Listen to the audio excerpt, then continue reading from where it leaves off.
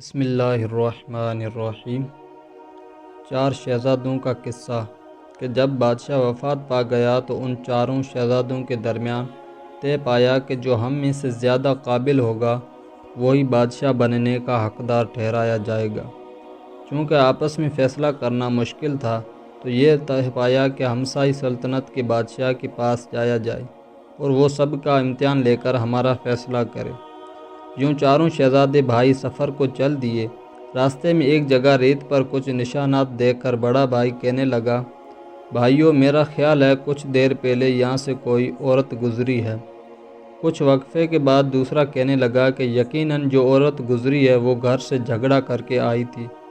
اب تیسرے نے اپنی قابلیت کا اظہار کرتے ہوئے بتایا کہ جو عورت گزری ہے وہ پریگننٹ بھی تھی۔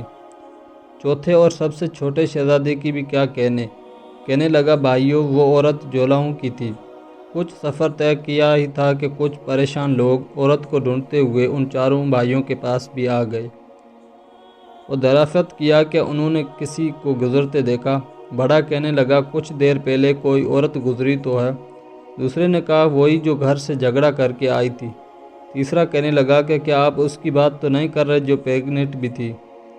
چوتھے نے کہا، وہی عورت جو جولاؤں کے خاندان سے تعلق رکھتی ہے۔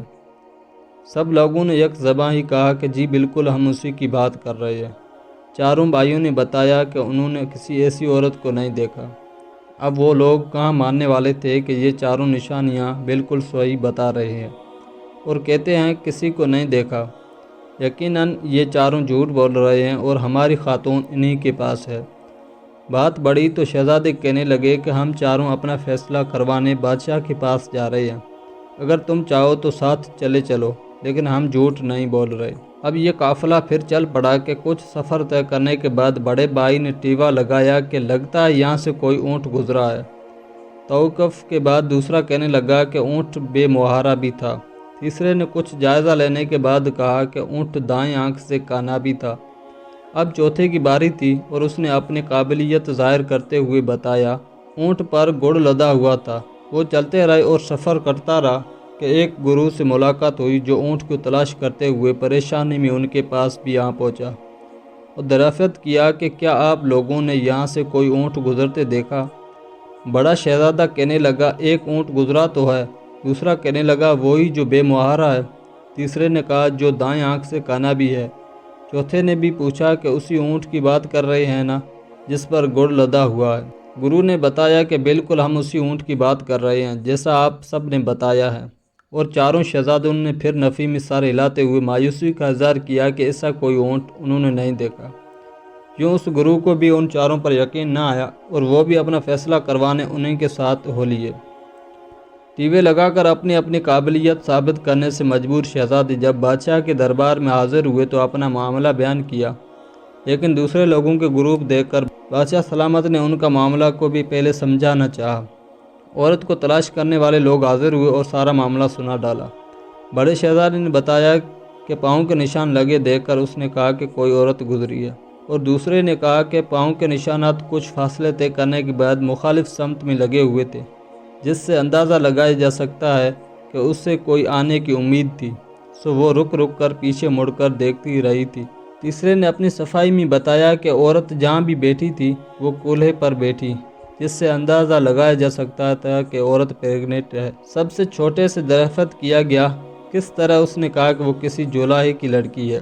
تو چھوٹے شہزادے نے بتایا کہ وہ عورت جہاں جہاں بیٹھی تھی وہیں کچھ دھاگے دیکھ کر یہی گمان گزرتا تھا کہ عورت کسی جولاہا خاندان سے تعلق رکھتی ہے۔ بادشاہ سلامت چاروں شہزادوں کی فہم و فراست سے مطمئن ہوئے اور فیصلہ شہزادوں کے حق میں دیا گیا۔ اب اونٹ والوں کی باری تھی اور ان کے معاملہ پر بھی غور کیا گیا تو چاروں شہزادوں کو اپنی اپنی صفائی پیش کرنے کا موقع دیا گیا۔ بڑے شہزادے نے بتایا کہ پاؤں کے نشانات لگے دیکھ کر اس نے کہا کہ یہاں سے کوئی اونٹ گزرا ہے۔ دوسرے شہزادے سے پوچھا گیا کہ کیوں؟ اس نے کہا کہ اونٹ بے مہارا تھا۔ شہزادے نے بتایا کہ جہاں جہاں سے اونٹ گزرا وہاں ریت پر ایک لائن بھی بنی ہوئی تھی جو یقیناً اس بات کا ثبوت تھی کہ اونٹ کی رسی کسی کے ہاتھ میں نہ تھی اور وہ اکیلا ہی تھا، اس لیے بے مہارا تھا۔ تب تیسرے نے بتایا کہ میں نے اونٹ کو اس لیے دائیں آنکھ سے کانا کہا راستے میں وہ ایک درخت سائے تلے سستاتے ہوئے اس نے غور کیا کہ درخت پر صرف بائیں طرف کے پتے کھائے گئے، جبکہ دائیں جانب نرم اور کچے پتے باقی تھے، جو اونٹ کو دائیں آنکھ سے کانا ہونے کی وجہ سے نظر نہیں آ سکے تھے۔ اب باری سب سے چھوٹے شہزادے کی تھی، جس نے بتایا کہ درخت پر بمبناتی مکھیوں کی تعداد سے یہ اندازہ لگانا مشکل نہیں تھا کہ پتوں پر کچھ میٹھا لگا ہوا تھا، اور وہ یقیناً اونٹ کی کمر پر لگے اس گڑ کی وجہ سے تھا، جو پتوں کے ساتھ ٹکراتا رہا اور مکھیوں کے اکٹھے ہونے کا سبب بنا۔ سارا معاملہ سننے کے بعد بادشاہ سلامت کو چاروں بھائیوں کی ذہانت پر رشک آیا۔ غیر جانبدارانہ فیصلہ اس مرتبہ بھی چاروں شہزادوں کے حق میں رہا۔ اب بادشاہ سلامت کی باری تھی کہ ان چاروں کا امتحان لیتا اور ان میں سب سے زیادہ قابل کا انتخاب کرتا۔ اس لیے بادشاہ سلامت کے حکم کے مطابق ایک گھڑا دربار میں لا کر رکھا گیا اور ان چاروں سے سوال کیا گیا کہ بتاؤ اس گھڑے کے اندر کیا ہے۔ بڑے شہزادے نے کہا کہ گھڑا کسی بہترین کاریگر کے ہاتھ کا بنا ہوا ہے اور انتہائی نفاست سے مثالی بنا دیا گیا ہے۔ دوسرے نے کہا کہ لال رنگ بھی کسی کاریگر کے ہاتھ کا ہے کہ رنگ بھرنے میں اتنی خوبصورتی اور دلکش پیدا کرنے کے لیے بڑی محنت درکار ہے۔ تیسرے نے کہا کہ حیرت ہے کہ گھڑا بند بھی ہے، لال کپڑے سے کیا گیا۔ چھوٹا شہزادہ کہنے لگا کہ بھائیو، یہ تو انار کی ماند ہوا، تو اس کے اندر بھی انار ہی ہے۔ یوں چاروں شہزادوں نے صحیح جواب دے کر ایک مرتبہ پھر بادشاہ سلامت کو سوچنے پر مجبور کر دیا۔ خیر سے اس دن کا دربار اپنے اختتام کو پہنچا اور باقی امتحانات اگلے دن پر ملتوی کر دیے گئے۔ اندرون خانہ شہزادی نے بادشاہ سلامت سے اجازت طلب کی ان شہزادوں کا فیصلہ اسے کرنے دیا جائے۔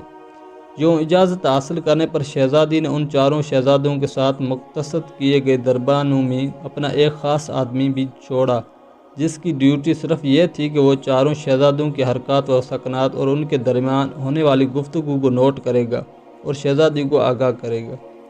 سونے سے پہلے بڑے شہزادے نے اپنے خیالات کا اظہار کیا کہ آج شاہی ضیافت تو بہت عمدہ رہی، لیکن کبھی شراب بھی موجود ہوتی تو مزہ دوبالا ہو جاتا۔ دوسرے نے کہا کہ اگر دودھ کا انتظام بھی کیا گیا ہوتا تو یہ ایک مکمل ضیافت ہوتی۔ تیسرا نے اپنی خواہش کا اظہار کیا کہ اگر چاول بھی بنے ہوتے تو دعوت کا اپنا ہی مزہ ہوتا۔ اور اب باری تھی سب سے چھوٹے شہزادے کی، جس نے کہا کہ کبھی آج ایک لڑکی ہوتی تو میں اس سے ڈھیر ساری باتیں کرتا۔ ساری باتیں شہزادی کے علم میں لائی گئیں تو اگلے دن کے انتظام میں شہزادوں کے لیے ان کی خواہشات کے مطابق سب چیزیں موجود تھیں۔ چونکہ شہزادے شہزادی کی شخصیت سے واقف نہ تھے، سو چھوٹے شہزادے کے لیے شہزادی خود ایک عام لڑکی کی حیثیت سے ملاقات کے لیے چلی گئی۔ اب انتظار تھا کہ شہزادی کا خاص آدمی چاروں شہزادوں کے خیالات سے شہزادی کو آشنا کرواتا۔ بڑے شہزادے نے اپنے بھائیوں کو پوچھنے پر بتایا کہ آج شراب کا اہتمام تو کیا گیا، لیکن شراب کچے گھڑے کی ہونے کی وجہ سے مزہ نہ آیا۔ دوسرے سے دریافت کیا تو کہنے لگا کہ آج ضیافت میں دودھ کا انتظام تو کیا گیا، لیکن دودھ کسی تازی بیائی بھینس کا تھا۔ یوں ہی تیسرے نے بتایا کہ چاول تو اچھے پکے ہوئے تھے، لیکن چاول کی کاشت کھوتوں نے کی تھی۔ چھوٹے سے پوچھا کہ تمہاری بھی ملاقات ہوئی تو کیسا رہا آج کا دن؟ چھوٹا شہزادہ کہنے لگا کہ لڑکی تو بہت حسین و جمیل تھی، لیکن تخم کسی چوڑے کا تھا۔ چھوٹے شہزادے کے خیالات سن کر شہزادی کے تن بدن میں جیسے آگ لگ گئی اور اس نے ان چاروں کی خواہشات کے مطابق انتظام کی گئی ضیافت کے منتظمین کو اکٹھا کر لیا۔ سب سے پہلے شراب والے سے پتہ کیا گیا تو اس نے اعتراف کیا کہ شراب دستیاب نہ تھی، لیکن بادشاہ سلامت کا حکم سے انکار بھی ممکن نہ تھا، سو جو شراب مناسب سمجھی وہ حکم کی تعمیل میں پیش کر دی۔ دودھ والے سے پتہ کیا گیا تو دوسرا شہزادہ بھی سچا ثابت ہوا۔ یوں تیسرے شہزادے کی کہی گئی بات پر زمیندار کو طلب کیا گیا، جس نے بتایا کہ چاولوں کی کاشت کے دنوں میں انہیں دوسرے شہر فوتکی بھر جانا پڑا اور کاشت کی دیکھ بھال اپنے ہمسایوں کے ہاتھ سونپنا پڑی جو کمہار فیملی سے تعلق رکھتے ہیں، اور ظاہر ہے کہ انہوں نے کاشت کے لیے اپنے پالتو جانور ہی استعمال کیے تھے، اور یوں تیسرے شہزادے کا تجزیہ بھی صحیح ثابت ہوا۔ چھوٹے شہزادے کو جھٹلانے کی نیت سے طلب کیا گیا اور لڑکی اپنے نے عہدہ و مرتبہ کے ساتھ ملاقات کی اور بتایا گیا کہ جس لڑکی کو شہزادے نے چوڑے کا تخم کہا ہے وہ حقیقتاً ایک شہزادی ہے۔ شہزادہ اپنی بات پر قائم رہا اور شہزادی کو سمجھایا کہ تصدیق کرنے کے لیے شہزادی کو ملکہ کے پاس جانا چاہیے، اور ہاں شہزادی یہ بات مت بھولیے گا کہ ملکہ نے یہ بات تسلیم نہیں کرنی، پہلے آرام سے پوچھ کے دیکھ لیجئے، لیکن صرف ایک ہی صورت ہے کہ آپ ننگی تلوار لہرا کر ملکہ کی گردن پر رکھیں گی تو ہی حقیقت سامنے آ پائے گی۔ یوں حقیقت سے پردہ فاش ہوا اور شہزادی سب سے چھوٹے شہزادے کی دماغی صلاحیت و جائزات کی گریدہ ہو گئی اور بادشاہ بننے کا حقدار ٹھہرایا۔ تو بات یوں ہے کہ دوستو، سمجھدار لوگ ہمیشہ آپ کے الفاظ پہچانتے ہیں، نہ کہ آپ کی دکھاوی شخصیت۔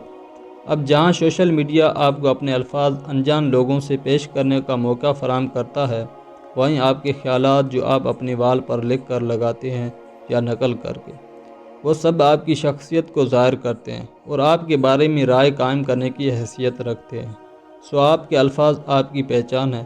کوشش کیجئے کہ اپنے اندر نکھار پیدا کریں اور اپنے ساتھ ساتھ دوسروں کے اعصاب پر مثبت تاثر قائم رکھیں۔